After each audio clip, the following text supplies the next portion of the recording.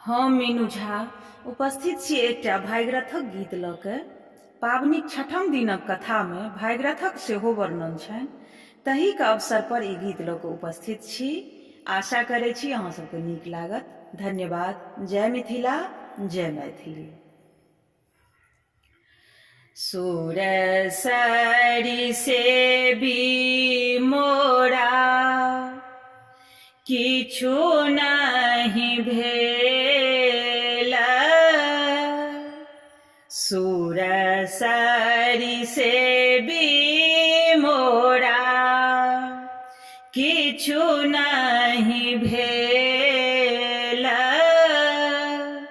पुण्यमत गंगा पुण्यमत गंगा भागीरथ लय गेल, सुरसरी से भी मोरा। उठ उठ बनिया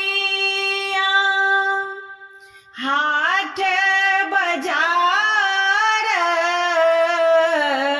उठ उठ बनिया हाट बाजार,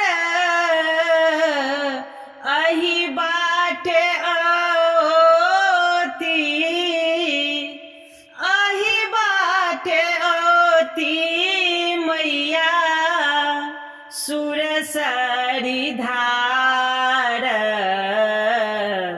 सुरसरी से भी मोरा किछु नहि भेल, पुण्यमत गंगा भागीरथ लय गेल, सुरसरी से भी मोरा।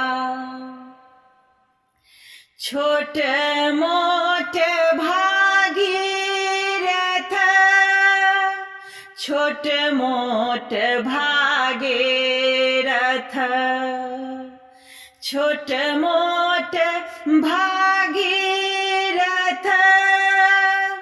छितनी कपार, छोट मोट भागीरथ, छितनी कपार, सेहो कोन लाओता,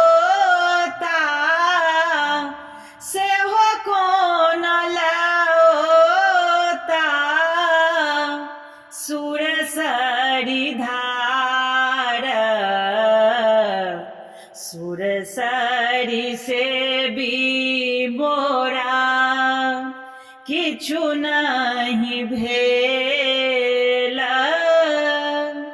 पुण्यमत गंगा भागीरथ लय गेल, सुरसरी से